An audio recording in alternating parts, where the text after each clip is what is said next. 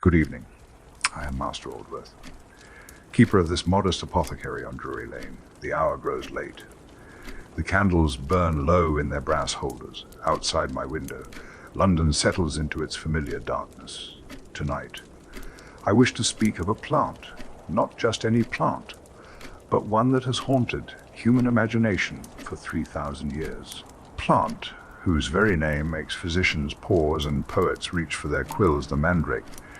Picture, if you will, a root pulled from Mediterranean soil. It is thick and pale, forked like human legs. Sometimes it splits again near the top, forming what might be arms. The resemblance to a tiny human body is impossible to ignore. This resemblance has shaped empires. It has sent men to their deaths. It has filled grimoires and herbals across every century of written history. But let us begin with simpler truths. Let us begin with what the plant actually is, before we lose ourselves in what people believed it to be. Mandrake is the common name for several Mediterranean nightshade species in the genus Mandragora. The most famous is C. mandragora, officinarum, the spring flowering variety that blooms with greenish white petals. Its cousin, Mandrake autumnalis, flowers in autumn with violet blooms. Both belong to the Solanaceae family. You know their relatives well: the tomato on your table, the potato in your soup, the deadly nightshade that grows in abandoned gardens. If this quiet exploration brings you peace, perhaps you might tap the small thumb symbol below this offering. It helps others find their way to these midnight botanical wanderings, one drowsy soul at a time. The plant itself grows low to the ground. It has no proper stem to speak of. Large wrinkled leaves spread in a rosette, lying flat against the earth. It can reach 16 inches in length, with a texture like crumpled leather beneath these leaves. The root descends. It is thick and fleshy, resembling a pale parsnip, but it rarely grows straight down. Instead, it forks and branches, sometimes reaching 4 feet into the soil. When you pull such a root from the ground and brush away the dirt, you understand immediately why our ancestors saw something more than plant matter. The flowers are bell-shaped, modest in size. In spring-flowering mandrake, they appear pale greenish white, sometimes touched with purple. In the autumn variety, they bloom deep violet. Each flower grows on a short stalk emerging from the center of the leaf rosette. The fruits that follow are fleshy berries. They start green and ripen to yellow or orange. Roughly the size of a small plum, they smell sweet, almost like marmalade. Medieval Arabs called them Satan's apples. The entire plant contains alkaloids, potent ones, the same family of compounds found in belladonna and henbane. Here in my shop, I keep a drawing of Twig Mandragora officinarum in an old herbal. The artist rendered it with careful attention, each wrinkle in the leaves, each curve of the root. But he could not resist adding small details. Tiny eyes where knots appear, a suggestion of a mouth where the root crown meets the leaves. We see faces in clouds, in tree bark, in the patterns of spilled wine. How much more so in a root that genuinely resembles us? But I am getting ahead of myself. Let us return to the dirt and the leaves and the chemistry. Act Psi, Ancient Origins. The written history of Mandrake stretches back further than you might imagine, further than Rome, further than Athens, back to the banks of the Nile, where scribes pressed reed pens into papyrus. The Ebers papyrus dates to around Fundi BCE. It is one of the oldest preserved medical texts in existence. Among its hundreds of remedies and incantations, it lists a plant believed to be mandrake.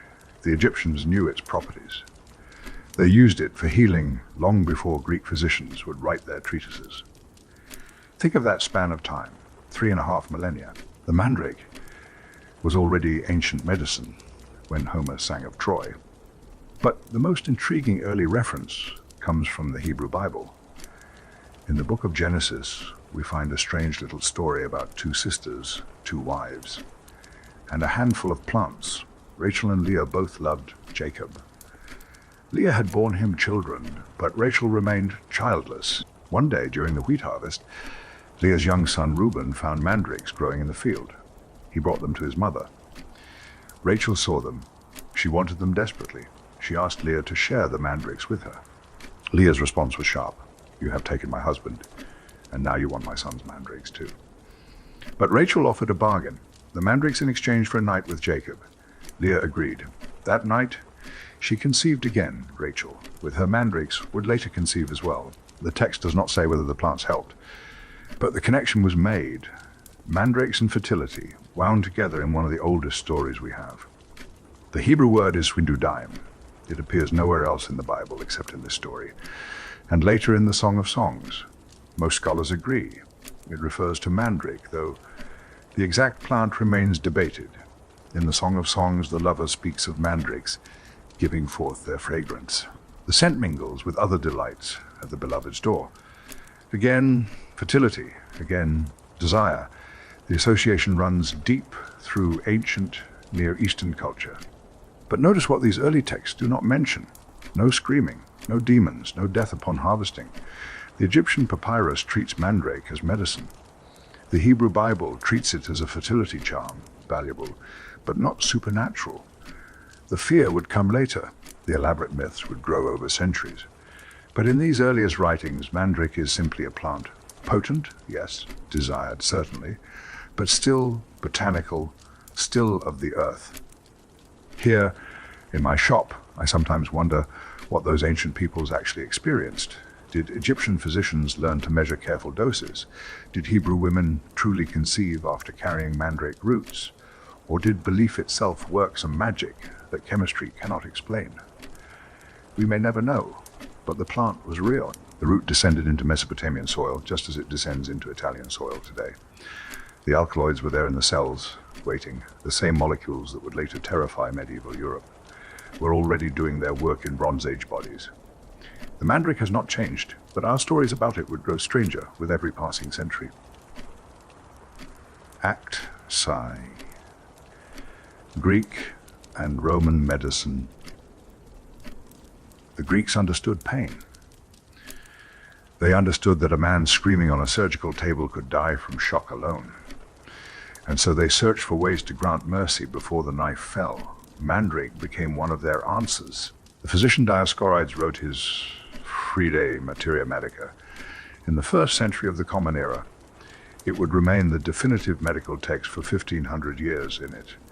He described mandrake in careful detail, the root boiled in wine until the liquid reduced to 1/3 its original volume. One cythus of this preparation, he wrote roughly 45 milliliters, a small cup, enough to render a patient unconscious before surgery, enough to let the physician work while the patient dreamed elsewhere. But Dioscorides added a warning. The safe dose range was narrow, very narrow, too little, and the patient would feel everything too much, and they might never wake at all. This was not superstition. This was clinical observation. Dioscorides knew he was handling something dangerous. He treated it with the respect it demanded. Pliny the Elder, writing his Phryne Natural History around Phryne CE, echoed these concerns. He noted mandrake's reputation for causing hallucinations. He recorded stories of sudden deaths from excessive doses. He distinguished between what he called white and dark varieties, though we cannot be certain which species he meant. Pliny also mentioned something curious. He wrote of a different plant called white orangeum that resembled human genitalia. Some translators believe he confused his sources. Others think multiple plants shared the name mandragora in common speech. The ancient world was not as precise in its nomenclature as we would prefer. The Romans took Greek medical knowledge and systematized it. They were practical people, builders of roads and aqueducts. When they found a medicine that worked, they used it widely. Mandrake became an explicit part of Roman surgical practice. It was given as a narcotic before operations. Soldiers carried it to battlefield surgeons. Wealthy patients requested it before the amputation saw began its work. But the Romans, like the Greeks, combined their drugs. They mixed mandrake with opium extracted from poppies. They added other soporific herbs. These compound anesthetics were stronger than any single plant alone. Think of the courage required to administer such mixtures. No scales precise enough to measure alkaloid content. No understanding of individual variation in drug metabolism. No way to predict whether this patient would sleep peacefully or stop breathing entirely. The physicians of antiquity were navigating by feel through a dark room full of edges. Some of their patients died, but many lived who would otherwise have perished from shock and pain. Dioscorides also mentioned Mandrake's use for what he delicately termed amatory purposes, as an aphrodisiac, as a love charm. This was not separate from its medical use. The ancients understood that the same plant affecting consciousness might also affect desire. The alkaloids in Mandrake do not discriminate between nerve pathways. They act on the entire nervous system. Sedation and arousal can be closer neighbors than we imagine. Here in my shop, I keep translations of both Dioscorides and Pliny. Their pages are worn from reading. I admire their willingness to record failure alongside success. Pliny notes the sudden deaths. Dioscorides emphasizes the narrow margin. They were not trying to sell miracle cures. They were trying to document what actually happened when plants met human bodies. But even as they wrote, other beliefs were forming. Theophrastus, several centuries before Dioscorides, had already recorded harvesting rituals, drawing circles around the plant with a sword, speaking lewd words while digging, tying dogs to the root so the animal would pull it free. The boundary between medicine and magic was thinner then. A physician might offer a scientific dose measured in sciathy, while simultaneously believing the plant's spirit must be appeased. The ancient world held contradictions more comfortably than we do. Mandrake could be both botanical medicine and inhabited by forces requiring ritual. Both could be true, both could be necessary, and perhaps they were right to be cautious. The plant was genuinely dangerous. If believing in its spiritual power made physicians measure more carefully, if fear of its scream made harvesters go slowly and deliberately, then the superstition served survival. By the time Rome fell and Europe entered its long medieval period, Mandrake had been medicine for nearly 2,000 years. It had put countless patients to sleep before surgeries. It had also killed an unknown number through miscalculation. The Greeks and Romans had mapped its uses. They had noted its dangers. They had tried to tame it with measurement and ritual both. But the plant remained wild at heart. The alkaloids in its root obeyed no human wishes. They simply were, and are, and will be, chemistry older than empires. Molecules that cared nothing for the careful writings of long-dead physicians. Act Fendi, medieval apothecary practice. The medieval world inherited Mandrake along with crumbling Roman roads and half-understood Latin texts. But Arab physicians, preserving Greek knowledge while Europe stumbled through darkness, refined the preparations further. They developed something called the Somnia somnifera prus. Picture this: a natural sea sponge, porous and absorbent, soaked in a mixture of mandrake juice, opium, hemlock, and other narcotic herbs dried carefully. Stored in sealed containers until needed. When surgery became necessary, the sponge was moistened with warm water, then held to the patient's nose. The fumes alone were enough to induce unconsciousness within minutes. This method spread throughout medieval Europe. It remained the primary surgical anesthetic for centuries. Only when inhaled ether arrived in the Cephias did the sleeping sponge finally retire from medical practice. But Mandrake served purposes beyond the surgical table. Medieval physicians prescribed it for an impressive range of ailments. Insomnia when sleep would not come, melancholia when the black bile rose too high, convulsions that racked the body, asthma that tightened the chest. They used it for arthritis and ulcers, for general pain relief when nothing else would suffice. The plant that put men to sleep for amputation could also grant milder mercies. The key was always dosage. Always medieval texts repeat this warning across every page that mentions Mandrake. Too little accomplished nothing. Too much brought delirium, madness, or death. Physicians learned to start small. A few grains of dried root powder dissolved in wine. Watch the patient. Wait. If consciousness remained but pain eased, the dose was correct. If nothing changed, a slightly larger amount next time. This was medicine by careful experimentation, with each patient's life hanging in the balance. Not all mandrake use required ingestion. Medieval apothecaries prepared external salves from finely grated root, the juice mixed with animal fat or beeswax. applied to aching joints, to rheumatic pains, to muscles knotted with tension. The alkaloids absorbed through skin, not enough to cause hallucinations or unconsciousness, just enough to numb the area, to ease the antispasmodic grip of pain on local nerves. An old woman with arthritic hands might rub mandrake salve into her knuckles each evening. Feel the ache recede, sleep better for it, never knowing the chemistry. Only the relief. Internal use for mental afflictions was more controversial. Medieval physicians recognized something we called depression and anxiety. They called it melancholy and convulsions of the spirit. They saw mania too, when minds raced beyond control. Tiny doses of mandrake could calm such storms, sedate without stupefying, ease the racing thoughts, but the line between therapeutic and toxic was gossamer thin. One apprentice might measure a dose that brought peace.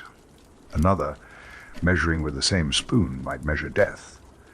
The root's alkaloid content varied plant to plant, season to season. There was no standardization, no quality control.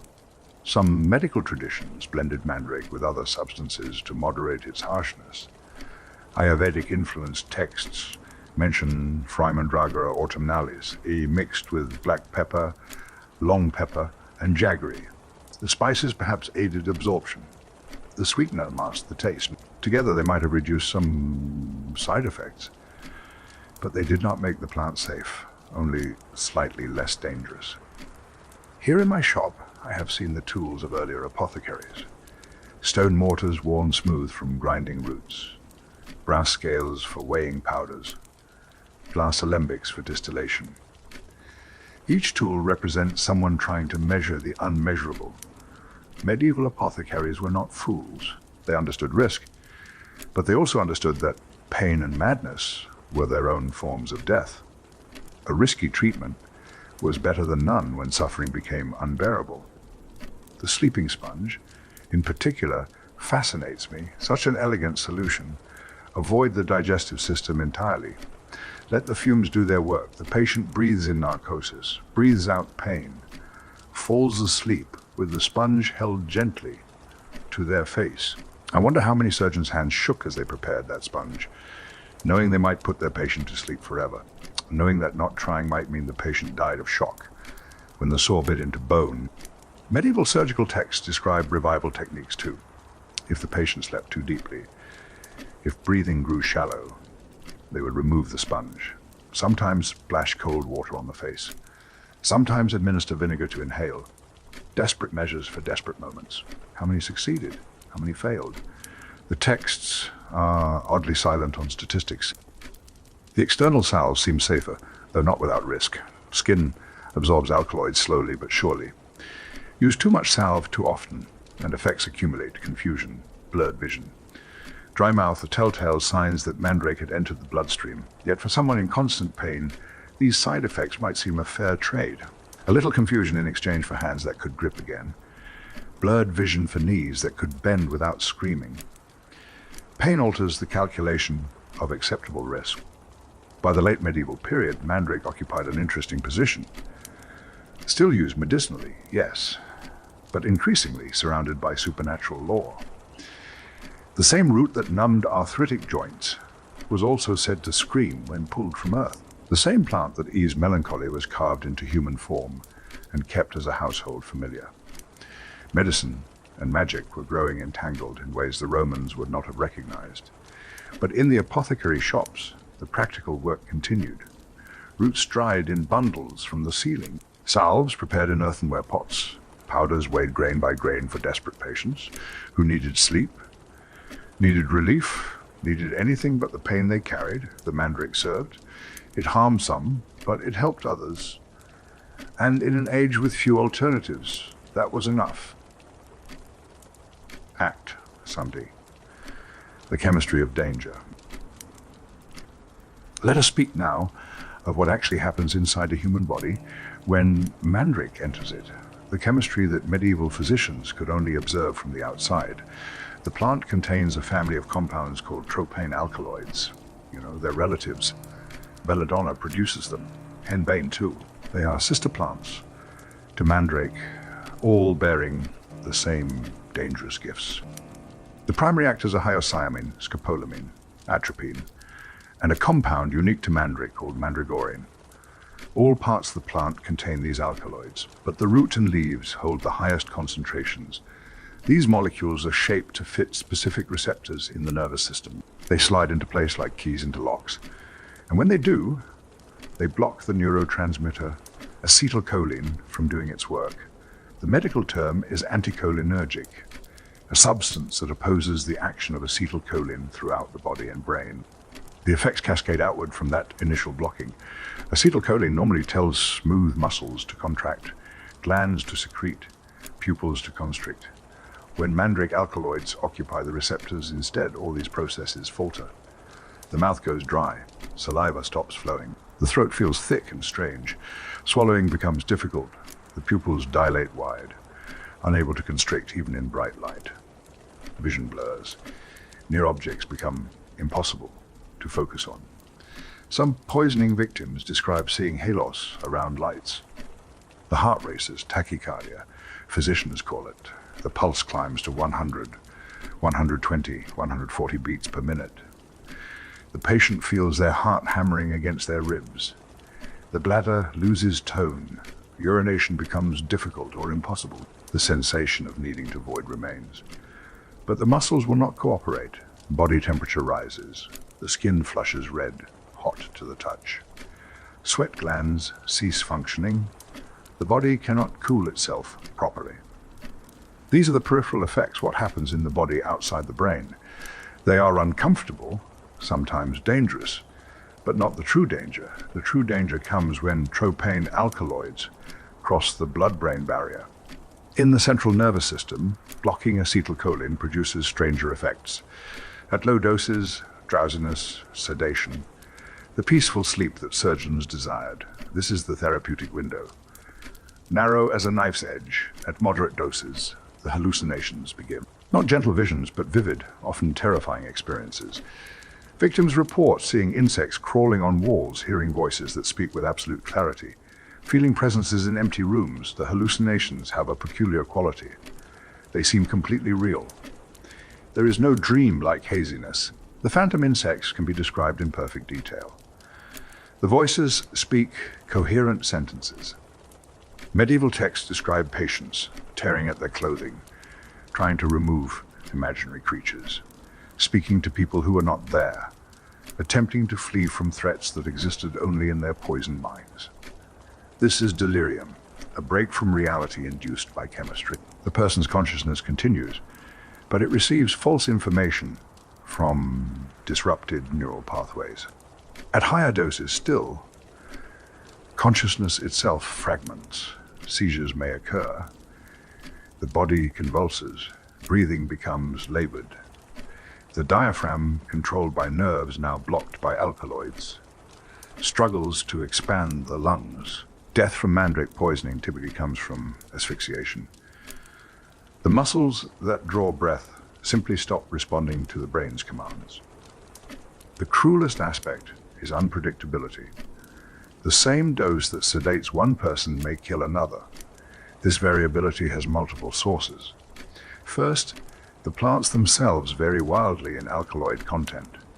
One root might contain twice the concentration of another growing 10 feet away. Soil chemistry, rainfall, plant age, season of harvest, all affect potency. Second, human bodies metabolize these compounds at different rates. A large person might process alkaloids faster than a small one. A young, healthy liver clears toxins more efficiently than an old, diseased one. Medieval and early modern physicians observed this unpredictability without understanding it. They saw the same measured dose sedate one patient and severely poison another. They recorded it in their texts with growing frustration. By the 18th century, some physicians began abandoning mandrake entirely. Too risky, too unpredictable. Better to use opium alone, or alcohol, or nothing at all. The 19th century brought isolation of pure alkaloids from plants. Chemists could extract morphine from poppies, atropine from belladonna. These purified compounds had consistent strength. Dosing became scientific rather than guesswork. Mandrake root, with its variable alkaloids and narrow therapeutic margin, Retreated from mainstream medicine, it lingered in folk practice, in hedge witchery, in places where no better options existed, but it also found darker uses. Historical records mention Mandrake as a poison, not quick-acting like arsenic or cyanide, but effective nonetheless. The root could be fermented into a foul-smelling green pulp. This pulp hidden in food or drink, the victim would feel nothing for an hour or two. Then the symptoms would begin. Tremors, stomach pain, confusion escalating to full delirium. Seizures, finally, if the dose was sufficient, death. The delayed onset made attribution difficult. By the time symptoms appeared, the poisoner was long gone. The meal or drink could have been anything. Modern emergency rooms still see mandrake poisoning occasionally, usually accidental. The plant grows wild across the Mediterranean. Foragers mistake the leaves for edible greens. Spinach or chard or beet tops they harvest, they cook. Then the waiting begins. Emergency physicians recognize the pattern quickly now.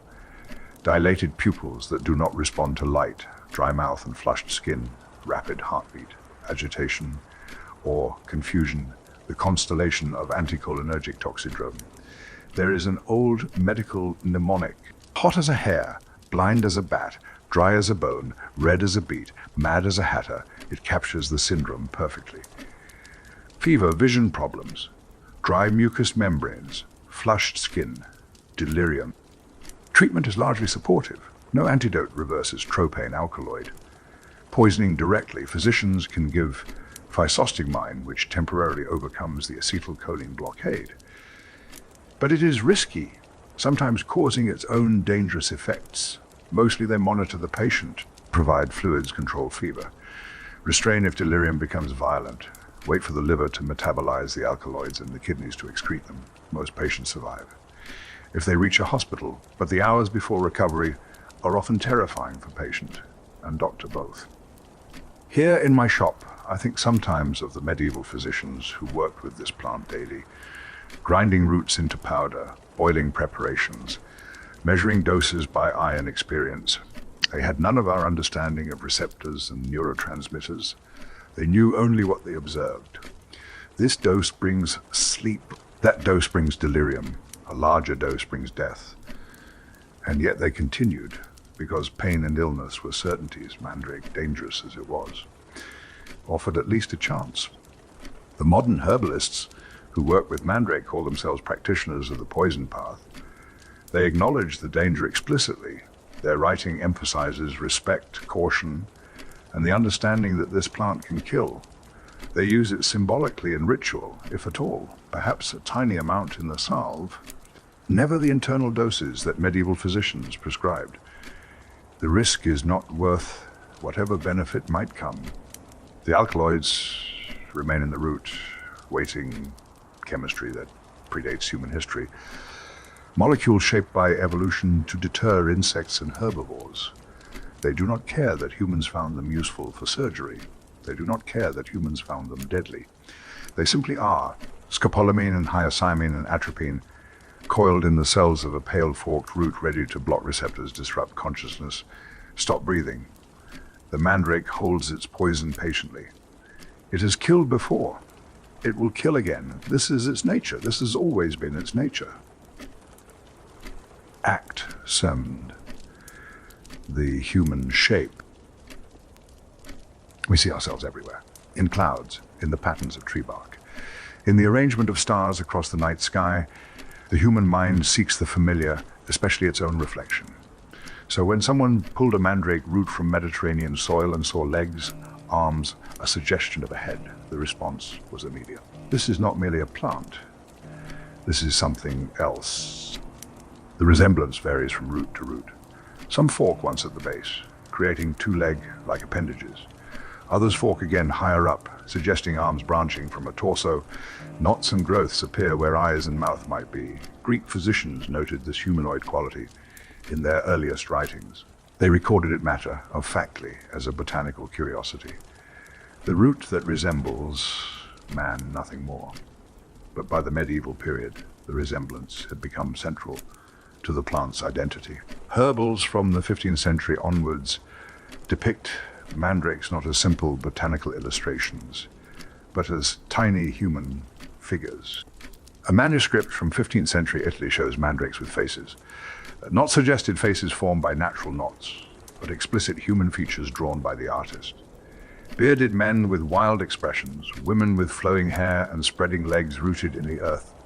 These illustrations appeared in medical texts, books meant to teach physicians and apothecaries. Yet the images slid seamlessly from botanical accuracy into something stranger. The mandrake rendered as if it truly were a tiny earth-dwelling homunculus. Some traditions took the anthropomorphism further, carved the roots deliberately, enhanced the natural resemblance with careful knife work. These carved roots were sometimes given explicit gender, male or female mandrakes, with the anatomical details to match. The belief was that a male root would work better for men's ailments, a female root for women's, for love magic and fertility charms. The gender of the root supposedly influenced which partner would be affected. How much of this was sincere belief and how much was market manipulation? Difficult to say. A carved root fetched higher prices than an unaltered one. Dealers had incentive to enhance the resemblance. But the buyers believed or wanted to believe, or perhaps believed just enough to justify the purchase. Here in my shop, I have seen illustrations from those old herbals. The mandrakes drawn with such detail. Little earth people screaming as they are torn from the soil. Some images show them with crowns. Others depict them nursing infants or holding weapons. The line between documentation and mythology disappeared entirely. These were not meant as metaphors. The artists and writers truly seemed to think the mandrake was partially human, a creature of the boundary between plant and person. This is what happens when a plant's chemistry meets its morphology in human imagination. The alkaloids made it powerful. The shape made it uncanny. Together they created something that transcended botany, a root that looked back, that seemed conscious, that resembled us just enough to trigger deep unease and deeper fascination.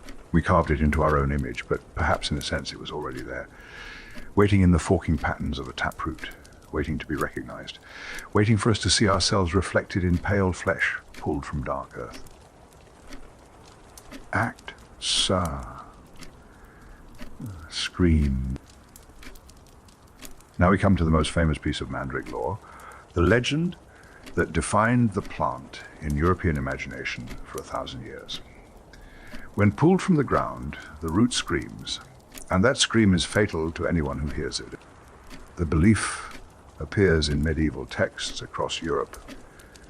French herbals, German grimoires, English manuscripts. All repeat the same warning. The mandrake cries out when uprooted. That cry kills or drives mad those who hear it. No one knows where this belief originated. Perhaps from the way roots make sounds when torn from soil. A tearing, almost vocal noise as fibers snap. Perhaps from the whistling sound wind makes through the leaves. Or perhaps it emerged as something else entirely. A deliberate myth to protect valuable roots from theft. Mandrake was expensive, rare and dangerous to prepare. It commanded high prices. A root harvester had incentive to keep competitors away from good growing sites. What better deterrent than a legend of a deadly scream? If the thief believed, they would not harvest. If they did not believe, but others did, they could not sell the root without suspicion. The myth served as a kind of magical patent, protecting the harvester's livelihood. But whatever its origin, the scream legend required a solution. People needed the root for medicine and magic. Someone had to harvest it despite the danger. Enter the dog. Medieval texts describe the ritual in remarkable detail. First, you locate a mandrake plant. You dig around it carefully, exposing the root but not pulling it free. You tie a rope around the root crown. The other end of the rope ties to a dog. You plug your ears with wax or beeswax. Some texts recommend soft wool. You move away from the plant, stand behind a tree or stone wall. Then you call the dog to you, or throw meat, or blow a horn. Anything to make the dog run toward you, pulling the root free. The dog uproots the plant. The root screams. The dog, hearing the scream, dies instantly. But you, protected by distance and wax, survive. You can then approach and collect the now silent root. How many dogs died in pursuit of mandrake? The texts do not say. One suspects that either dogs were hardier than the legends claimed, or the screaming was less fatal than advertised. Some versions of the ritual include additional protections, drawing 3 circles around the plant with an iron sword, facing away from the plant while digging, speaking prayers or incantations, not looking at the root until it is safely uprooted and wrapped in cloth. The complexity of these rituals suggests genuine fear. These were not casual instructions. They read like procedures for handling something genuinely deadly. Other legends added layers to the danger. Some claim that a demon or spirit inhabited the root. The scream was not the plant itself crying out, but the demon shrieking in rage at being disturbed. Anyone who pulled the root would be killing the demon, yes, but also incurring its curse. The harvester risked not just death from the scream, but damnation of their soul. Medieval Christian theology complicated matters further. Some texts suggested that pulling mandrake was a sin, that those who did so might be condemned to hell. The plant became entangled with forbidden knowledge and dark practices. Yet people continued to harvest it because medicine required it, because magic demanded it, because the prices were worth the risk, whether that risk was real or imagined.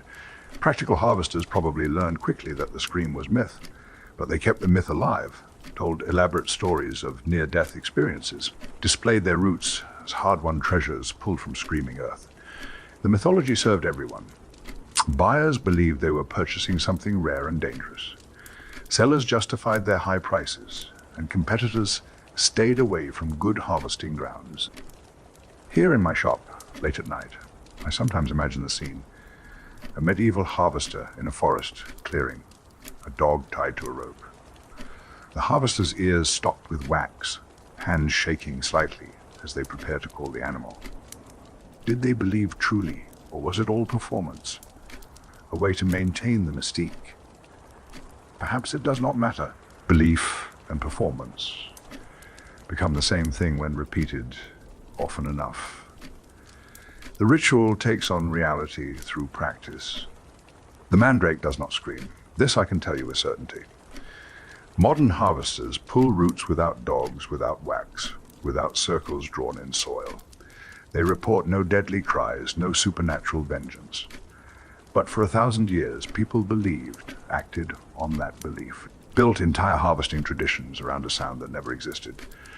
The power of the plant extended beyond its alkaloids. It shaped human behavior through story alone. And perhaps that, in its way, was a kind of magic too.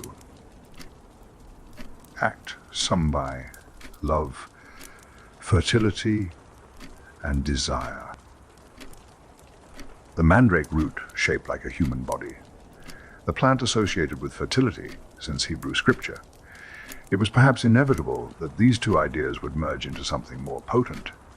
Mandrake became a love charm, an aphrodisiac, a talisman worn to attract desire and ensure conception. Apothecaries sold small pieces of root in silk pouches. Women wore them on cords around their necks, tucked between breasts. Men carried them in pockets close to the body. The belief was that proximity mattered. The root must be kept warm, kept close to living flesh. The trade was lucrative. A single root could be divided into dozens of amulets, each sold for prices that reflected not the plant's substance, but its reputation. Folk healers prescribed mandrake for couples who could not conceive, sometimes as a tea, dangerously, more often as a charm to be kept under the marriage bed or sewn into clothing. The root's human shape made the sympathetic magic obvious, like calls to like. The humanoid root would encourage human fertility. Did it work? Impossible to say. Some couples conceived and credited the mandrake, others did not, and sought different remedies. The plant's reputation survived both outcomes. What interests me is how long this belief persisted. Centuries after physicians stopped prescribing mandrake medicinally, people still sought it for fertility magic. The medical profession moved on. Folklore did not, perhaps because medical failure left room for magical hope. If no physician could cure sterility, why not try the old ways? The root shaped like a tiny human, the plant mentioned in scripture, the herb that had already proven its power through chemistry. Surely it could work this different magic too. The boundary between medicine and magic blurred here completely. The same alkaloids that induced surgical anesthesia were credited with inspiring sexual desire. The same root that could kill was supposed to create life. There is a logic to it, twisted though it may be. Plants that affect consciousness, that alter perception, that change how the body feels. Why should they not also affect desire? The chemistry touches the nervous system. Desire lives in the nervous system. Modern research has found no aphrodisiac properties in tropane alkaloids, no compounds that genuinely increase fertility or sexual attraction. What Mandrake does is block acetylcholine receptors. This causes drowsiness, confusion, hallucination, not arousal. But belief itself is a powerful drug. If carrying a root made someone feel more desirable, more confident, perhaps that confidence was attractive in itself. Perhaps the magic worked through psychology rather than chemistry. Here in my shop, I sometimes find small silk pouches among estate sales. Tiny scraps of dried root inside, brown and brittle. Someone's hope preserved in fabric. Someone's prayer answered or unanswered. Impossible to know. The root shaped like a human, carried close to human skin, enlisted in the most human of desires. To be loved, to create life, to continue. Whether through chemistry or belief or simple coincidence, the Mandrake served these hopes for thousands of years. And perhaps that service was real, regardless of mechanism. Act signed, Witchcraft, Ointments, and Flying. Now we enter darker territory. The Mandrake's role in witchcraft accusations and the strange salves that supposedly let witches fly. The flying ointments appear in trial records across late medieval and early modern Europe. Witches, it was said, rubbed themselves with green narcotic salves. These ointments allowed them to fly to sabbats, to meet the devil, to join nocturnal revels with other witches. The recipes survive, not from witches themselves, but from physicians who analyzed the accusations. One such physician was Andres de Laguna, working in 16th century Spain. He obtained samples of the supposed flying ointments, analyzed their ingredients, tested them. His findings were precise. The salves contained mandragora, also hemlock, henbane, belladonna, sometimes other plants, but these four appeared consistently, all members of toxic plant families, all containing alkaloids that affect consciousness. The ointments were applied to skin or mucous membranes, not ingested. This method had advantages. Slower absorption meant less risk of fatal overdose, but the alkaloids still entered the bloodstream, still reached the brain. The effects described in trial records are telling. Witches reported sensations of flying, of transforming into animals, of traveling vast distances in moments.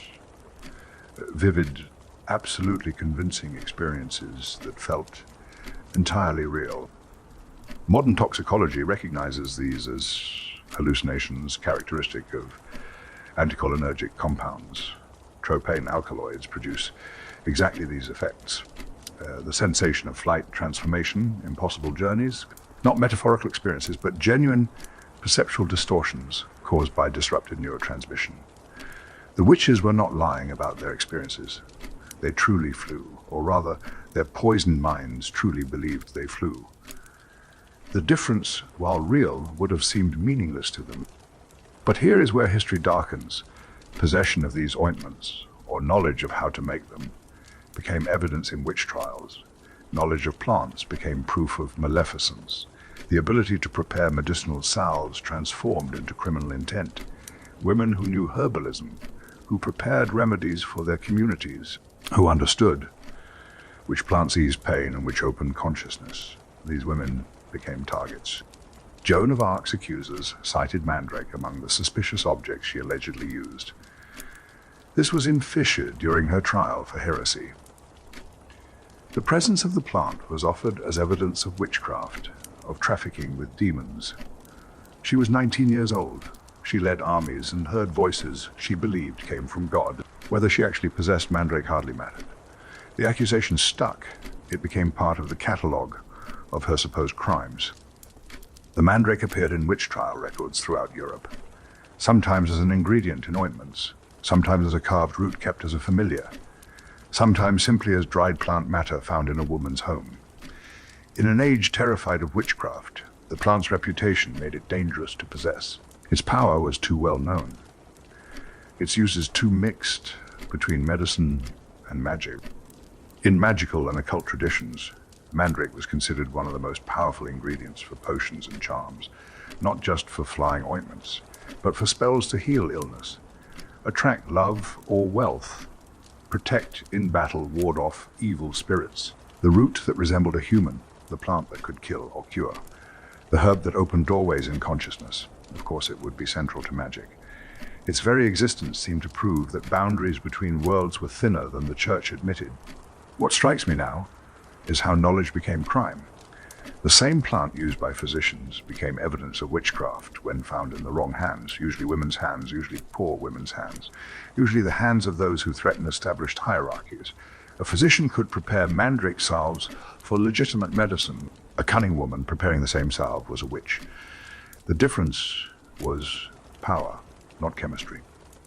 The flying ointments probably did work, in their way, not to grant actual flight, but to produce experiences, so vivid they felt indistinguishable from reality. Users would wake with absolute certainty they had flown. They would describe sabbats in perfect detail, because their hallucinating minds had constructed those details with chemical precision. Here in my shop, I think of those women, the ones who knew plants, who understood that this leaf eased fever and that root stopped pain, who prepared salves and ointments from knowledge passed down through generations. Their expertise was vast. Their services were necessary to their communities. And when fear needed targets, their knowledge condemned them. The mandrake did not make them witches, but possessing it, understanding it, knowing how to unlock its powers. That was enough. That was always enough.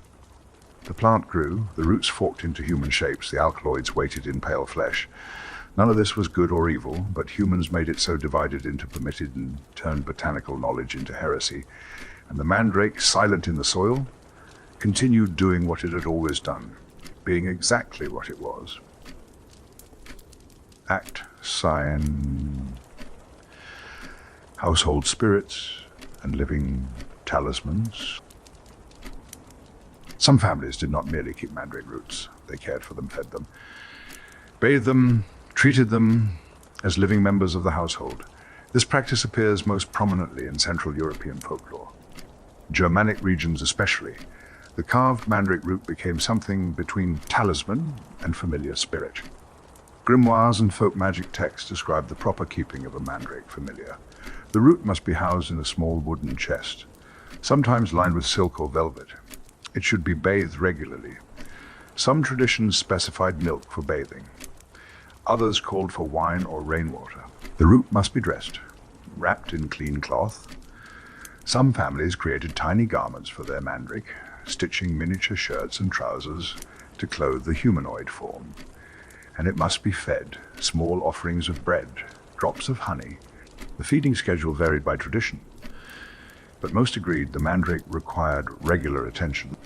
In return, the mandrake would bring fortune to the household. It would warn of danger, help with divination. Some traditions claimed it could double any coin placed with it overnight, though you could take only half the doubled sum or risk angering the spirit. The roots were passed down through families, inherited like valuable property. A well-kept mandrake represented generations of care and accumulated power. Neglecting the mandrake brought misfortune. If you stopped feeding it, stopped bathing it, stopped showing proper respect, bad luck would descend. Crops might fail, illness might strike, business would decline, and discarding a mandrake was even more dangerous. You could not simply throw it away. The spirit would be enraged.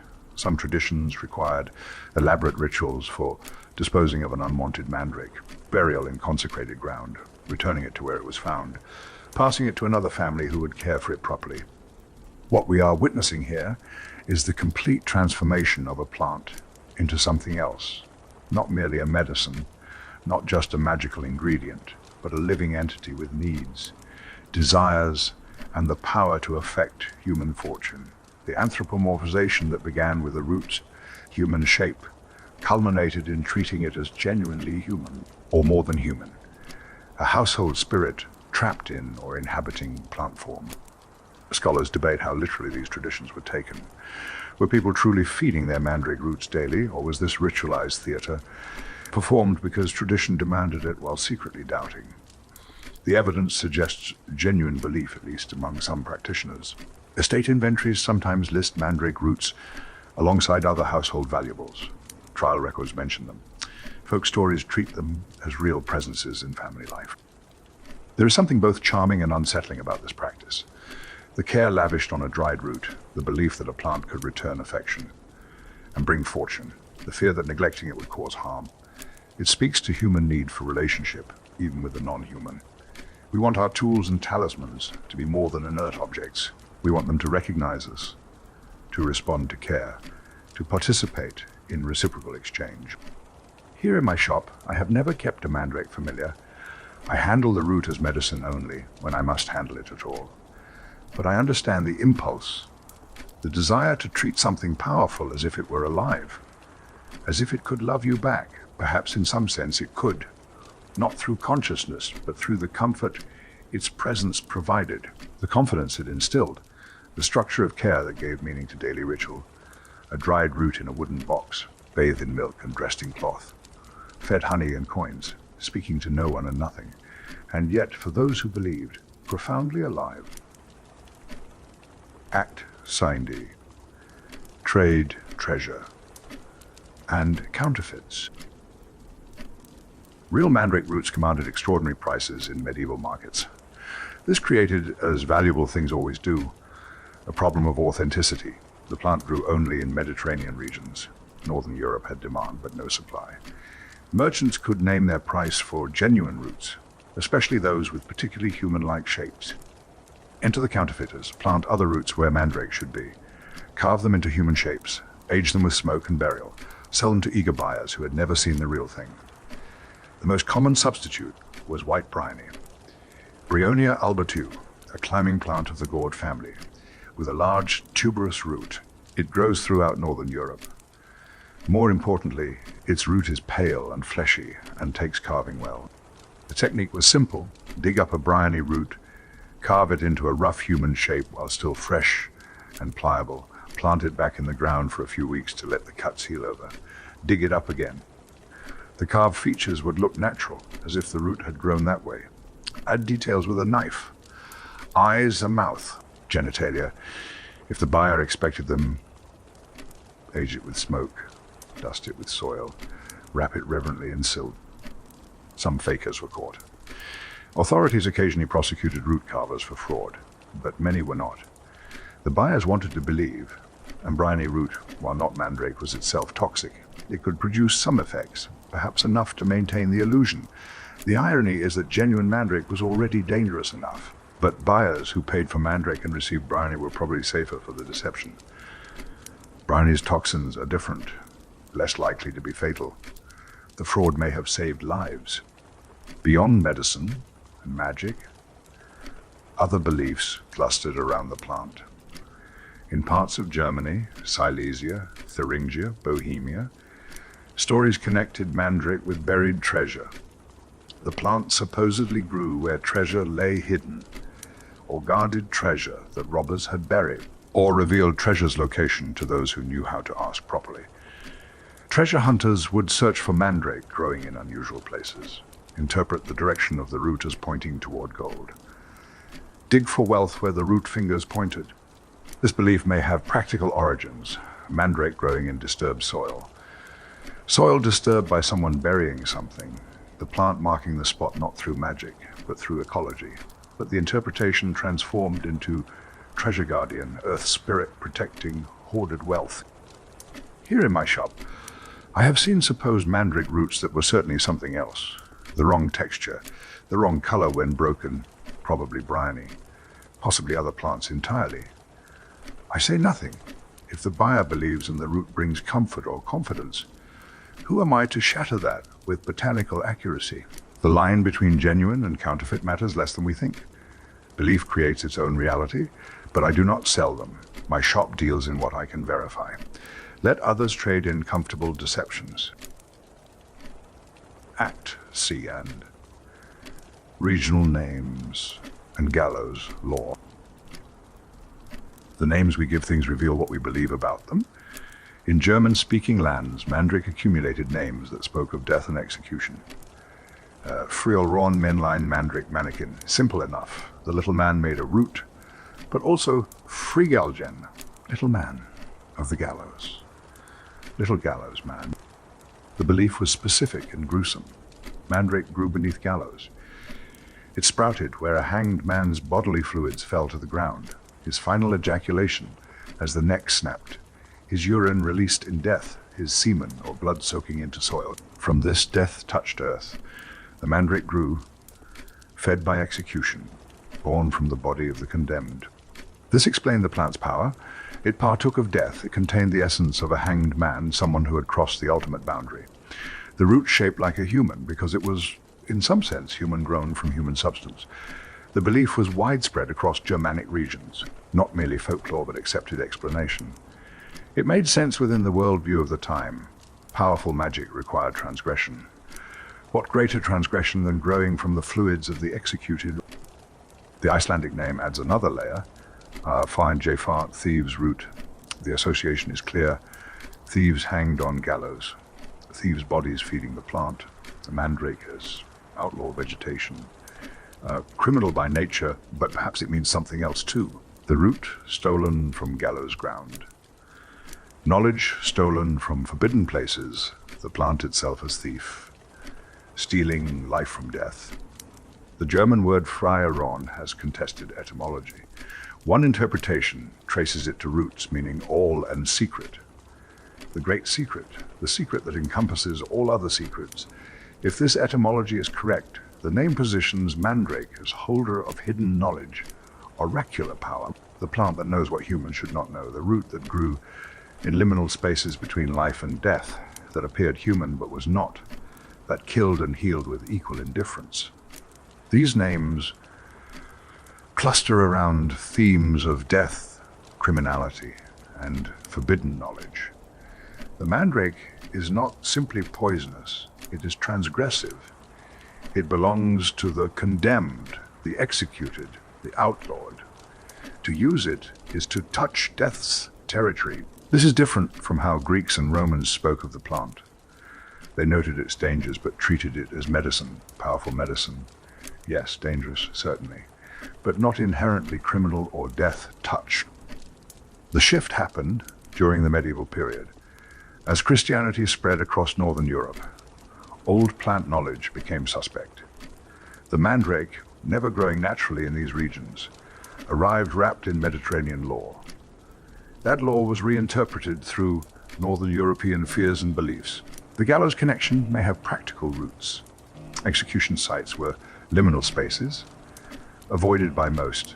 Someone harvesting rare plants might check gallows ground, knowing they would not be disturbed.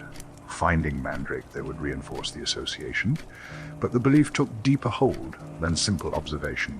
The plant chymosty grow from hanged men's fluids. This was not metaphor, but assumed fact. The power came from that origin. In parts of Eastern Europe, similar beliefs persisted. The root marked by death connected to criminals and executions, powerful precisely because it grew from transgression. These beliefs made the plant more dangerous to possess, not just a medicine that might kill if misused, but evidence of dealing with death magic, of trafficking in the remains of the executed, of possessing knowledge that decent people should not have. Here in my shop, far from gallows grounds, I consider these names. Little gallows man, thieves' root, great secret. Each name a door into how people understood the plant's power. They were not wrong.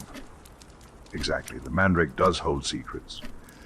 Chemical secrets locked in its alkaloids, but they are not the secrets of hanged men. They are the secrets of biology, evolution, molecular structure, different secrets, but secrets nonetheless, hidden in a pale forked root that resembles us just enough to disturb. Act side. Beyond Europe, Middle East and some Balkan lore. The mandrake story is not only European. The plant grows throughout the Mediterranean, and each culture that encountered it wove its own meanings around the forked root. In the Middle East, Arab traders called the berries by names that revealed their understanding. Satan's apples, genie's apples, devil's testicles. The fruit that resembled small tomatoes, but brought hallucinations and death.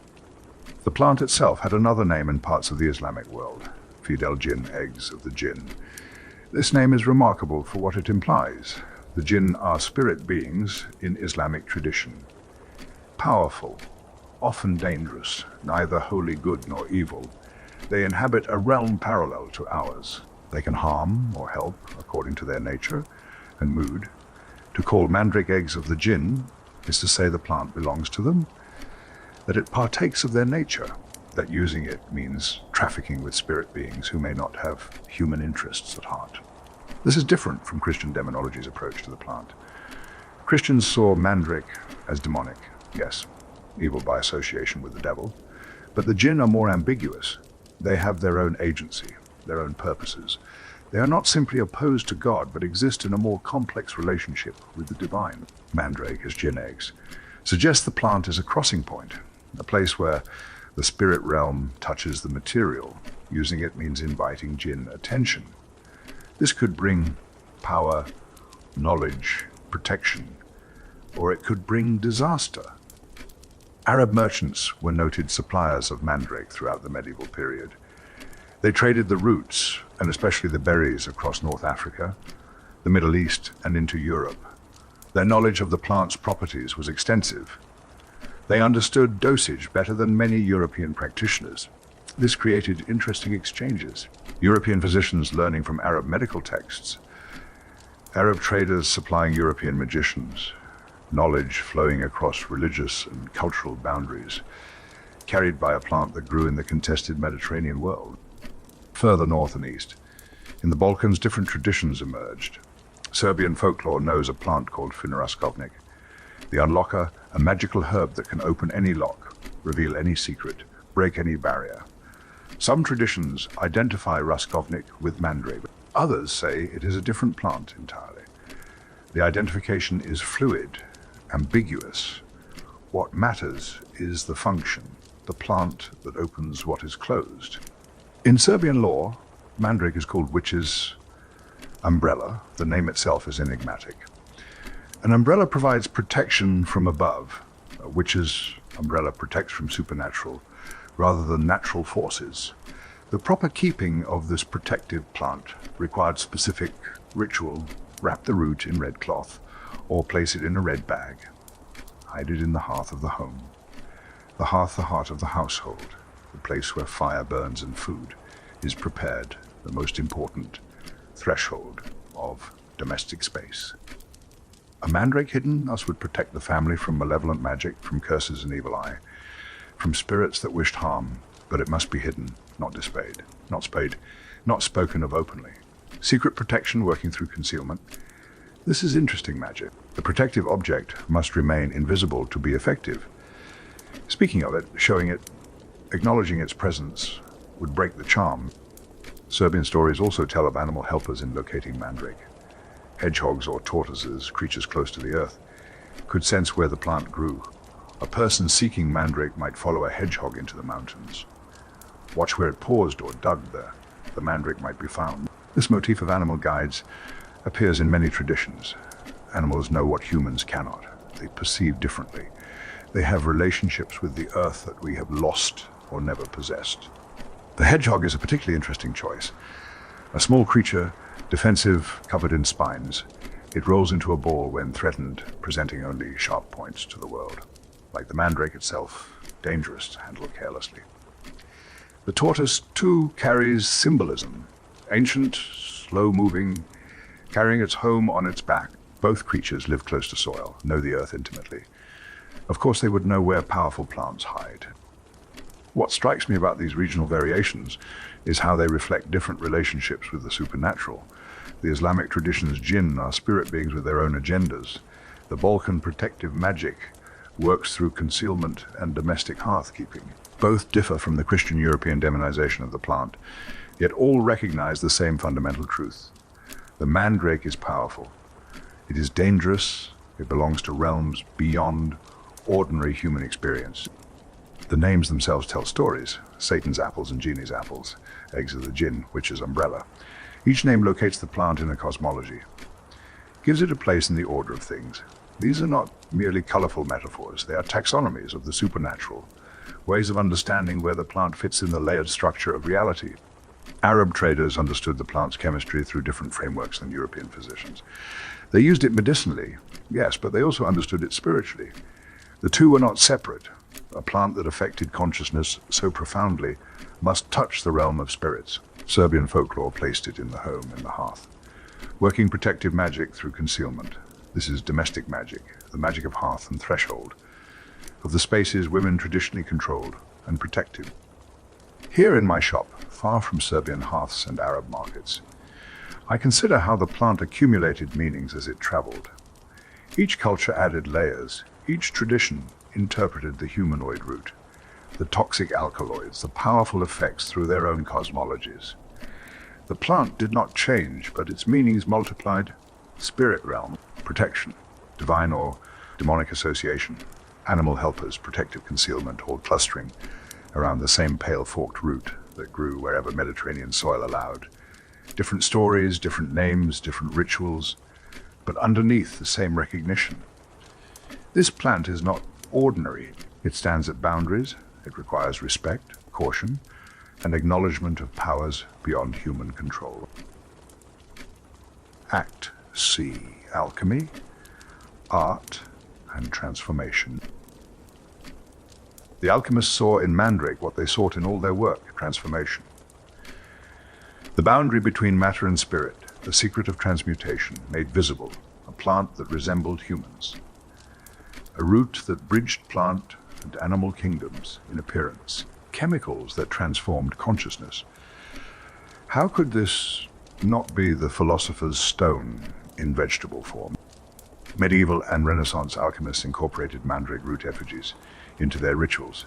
The carved root became an object of meditation, a focus for transformation work, a physical representation of the change they sought to achieve in matter, and in themselves the root was liminal, not quite plant, not quite human, not quite material, not quite spiritual.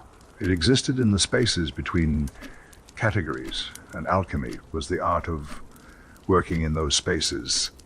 Alchemical texts sometimes speak of the green lion and the red king, of prima materia and the mercurial spirit, of substances that must be killed and resurrected to achieve perfection. The mandrake fit naturally into these frameworks. It grew from earth like all plants, but appeared human. It caused death, but also healed. It opened consciousness, but also closed it. Every quality contained its opposite. Every property suggested its shadow. Renaissance artists picked up these themes. Paintings and woodcuts from the period show mandrakes as beautiful yet threatening. The root figures have serene faces but disturbing forms. They seem to invite and repel simultaneously. This ambiguity was central to how Renaissance thinkers understood the plant. It was not simply good or evil, it was both. It contained the full spectrum of possibility, from healing to destruction. The same root that could put a patient mercifully to sleep could kill them. The same alkaloids that granted visions could drive permanent madness. The plant offered gifts and curses from the same source. This made it perfect for alchemical work. The alchemists sought to separate and recombine, to find the essence hidden in gross matter, to achieve transformation through understanding the relationship between opposites.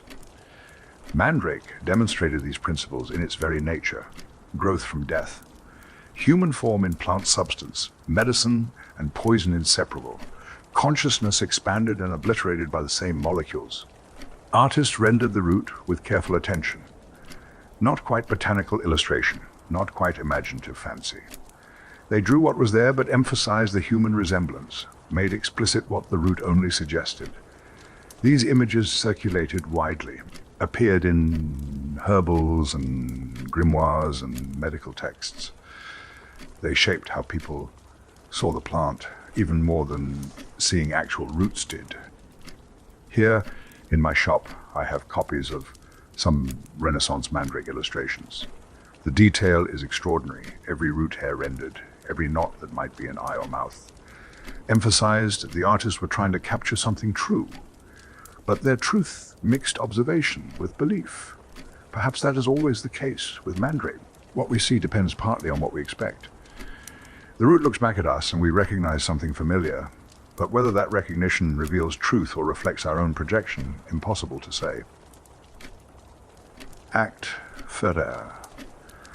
Modern magical and symbolic use. The Mandrake has not disappeared from magical practice. It has adapted, softened, become symbolic rather than chemical.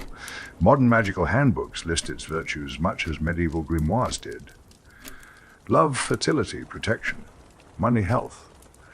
The same promises, but with critical additions. Do not ingest, use symbolically, respect its toxicity. Contemporary practitioners might place a small piece of root under a pillow for dream work.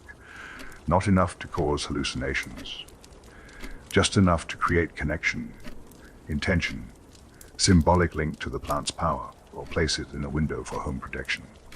Again, the root is present but not consumed. This is Mandrake for an age that understands alkaloid chemistry. The power is acknowledged, the danger is recognized. The work becomes symbolic rather than directly pharmacological. Modern occultists associate the plant with specific deities. Hecate, Greek goddess of witchcraft, crossroads, and the underworld. The connection makes sense. Mandrake as a plant of boundaries, of transformation, of the spaces between life and death. Hecate presides over exactly these domains. Also Hathor, Egyptian goddess of love, beauty, and fertility. This too fits the plant's history. The Mandrake as aphrodisiac and fertility charm. As something that inspires desire and grants conception, Hathor's realm entirely. The plant is associated with the fire element in modern occult systems. This is interesting because Mandrake grows in earth, draws nutrients from soil. But fire represents transformation, passion, destruction, and renewal. Fire consumes and purifies. The Mandrake's alkaloids are transformative. They burn through ordinary consciousness. They destroy familiar perception and replace it with visions. They consume the user's normal state and leave something different in its place. So fire element fits despite the plant's earthly growth. The classification is about function, not physical substance. Modern practitioners on what they call the poison path work with Mandrake deliberately. They study its history, chemistry, folklore. They understand exactly what they are handling. Their practice emphasizes respect, caution, and acknowledgement of genuine danger.